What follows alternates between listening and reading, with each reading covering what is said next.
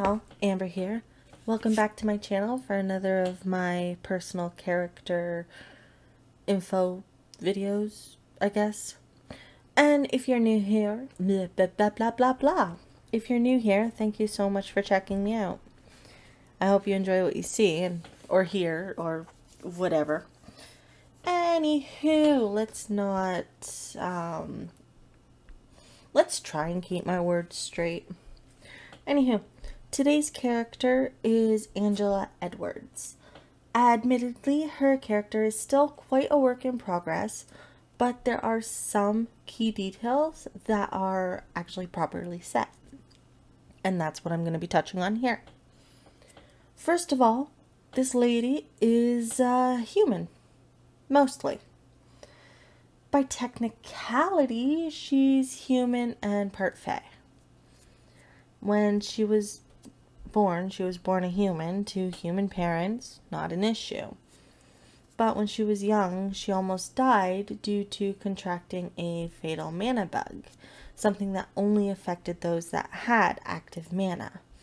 And before, when she was young, it was a case of she was an earth mage. Or at least she would have been. She is now, but you know what? That's just confusing. I'm just going to shut up and say she was born with earth mana. Let's make it simple. Anywho, the bug that she got had an extremely high fatality rate, especially for the younger that the child is. It only affected children, and the younger they were, the more likely they were to die. Of course. Isn't that how it always goes? Anyway. And at the time, she was 8 years old. She had a bit of a higher chance of survival due to her age, but still wasn't looking good. So her parents were friendly with a family of fae that had taken up residence in their backyard. Reason being is nothing more than they needed help. Somebody was pursuing them or something or whatever. I haven't figured out details for that. And Angela's parents offered them asylum there, and they just stuck around. The fae and her parents got along fine. They were happy with the arrangement. There were no issues. And Angela was very much well accepted by them. She loved the fae. They loved her. It all worked out well. When the various fae there found out that Angela was not doing well, especially after her parents had inquired as to whether or not they could help, they stepped up to the plate and did what they could. Now, what they could do, and what they did do, was use their natural mana, their fae mana, in order to essentially manipulate hers to make it that the virus had nothing to hold on to any longer to stay in her system. However, in doing that, it gave her fae mana. It essentially altered her natural mana to make it that she had access to mana that most humans shouldn't have. Over time, as her mana levels grew, it meant that she in essence was human but part fae as well. Nobody's really unhappy about that. The fae are a little unimpressed, of course, because that was not the intention. But they did it to save her life, so it was okay. Physically, not much changed. She's just naturally a blonde, but she has some strands that look almost metallic, gold. They have like a shimmery metallic look to them. It's just a nice contrast that she claims is either a hairpiece or whatever that's mixed in, or a special dye job or mana or something like that. She's also started to put blue in her hair, but that's mostly because she likes it. Why not? Her eyes were originally a sea blue, and because of the fae mana, they're now more of a teal. And her ears are longer, more curled, and narrower than an elf ear. Overall, nothing major, especially not in the world that she's in, as physical alterations to permanently change eye colors, to alter things like ears and whatnot to look like that are completely valid, legit, and possible in that world. So, all good.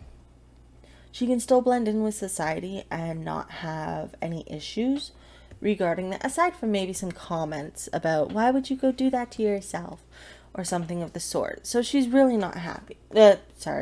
She's really not unhappy with her situation. Her daughter, on the other hand, is more strictly half human, half fae. And Angela would be lying if she said she wasn't worried about what will be in her daughter's future regarding that. For all she knows, Liv is going to sprout wings one day. Anyway, she is a single mother, or at least she was a single mother trying to just make her way through university, which she was going to be a doctor. And it wasn't easy. Eventually, she did find a position where she could continue her education. They were willing to hire her despite the fact that she was currently in school and it was in the field. And she just got really lucky with it overall. Her boss, her immediate manager, supervisor, sucked. But that aside, she had no issues with it. She actually really liked it. And once she found that, it got to be a lot easier. But before getting there, she had some hell to go through. First and foremost, she does not regret having her daughter. Olivia is, she would honestly believe, the best thing that's ever happened to her. What she does regret regarding that, however, is the fact that she was so young. She was 20 at the age of her daughter's birth. And she thinks that's a bit young for a mother, but she doesn't regret it necessarily. She just has second thoughts about that. However, she does firmly, definitely, 100% regret who the father is. Olivia, her daughter's father, was Angela's high school sweetheart. She hates that fact. She hates that it got that far with them. And that's partly why the relationship didn't last. Neither of them knew what the world was going to throw at them properly once they were done high school, once they had moved out of their, once he had moved out of his parents' place. Angela, by that point, was already living on her own as her parents had died a couple of years back. But it still wasn't enough to prepare them fully. Now, they were living together when Angela ended up pregnant. When she ended up pregnant and she told him she was completely cool and interested in keeping the child, he wanted her to abort it. When she refused, he bailed. He left her in the form, he kicked her out and pretty much said, fuck you, I'm out, bye, leaving her on her own and a child in her belly. Now, Angela, thankfully, wasn't left completely high and dry. Her parents, upon their death, did leave her a good chunk of change. I don't know how much, because I don't really want to figure out how much more money she has than me. But she was left a good enough amount of money that she could continue paying for her tuition for at least a year and be able to afford basic necessities. That money would have stretched notably farther for her education, because while she was living with the father of, the man who knocked her up, he had been working, he was paying rent and the like while she was in school. It was an arrangement they had. They were both cool with it, but now that was off the table, obviously. So now she had to just figure out what the fuck she was doing and how she was going to continue to survive for the immediate future. However, as I said, she did manage to get into a position that would help, and that didn't take her too long. Before she was able to, though, it did take her a little bit to find an apartment, but she was able to quick enough. Within the month, she was in an apartment. Before that, like for the couple of weeks, she was homeless. She was crashing on friends' couches and the like. But she got that position. It helped her finish her doctorate, and now she is a fully licensed doctor. And she even met her Nephilim love, who is half archangel, half human, while in that position. Really, it's all good. She also has one of her best friends from there, who is her technical boss. But she realizes that, well, she does not like how she ended up there, namely the fact that she was kicked out and left high and dry, kind of. She appreciates the fact that it happened because it led to this, like her current life. Now, comically enough, her Nephilim love, he was careless, and after a little bit he started to intentionally go put himself in harm's way in order to make his way back to her for treatment. And that kept going for a few months, with him showing up almost weekly, if not twice a week. Until she put her foot down and said, okay, Zeke, stop. Let's just go to dinner. Because he could never gather up the courage to ask her out to dinner himself. Of course. Now, after they finally went to dinner, he accompanied her home, and he was her ride, so that wasn't an issue. She invited him inside, offering some coffee, and he accepted. Now, at no point had it ever come up that she was a mother. She didn't think it was really anything super important because she didn't really think anything was going to come of the relationship. She thought that it just would end up being, they'd be friends or something. She didn't think anything serious would come of it. However, that really changed when he made his way in and learned of little Liv. He became determined he would be there for the little girl. It didn't help, of course, that he absolutely adored Angela, but he totally fell in love with Liv right off the hop, like without fail. Although, to be fair, he had a bit of a soft spot for a single mom. Mostly because he knew how unpleasant that could be, how stressful, and the like. So, he absolutely adores both of them, and more than willingly took up the role of a father figure for her. It overall started there, and it's grown. Their relationship, I don't even know how to describe it exactly.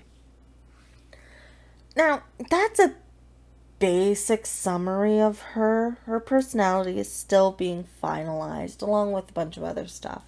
But that's mostly what is definite regarding her. Now, her design. Her design is something that might change. I'm not entirely sure.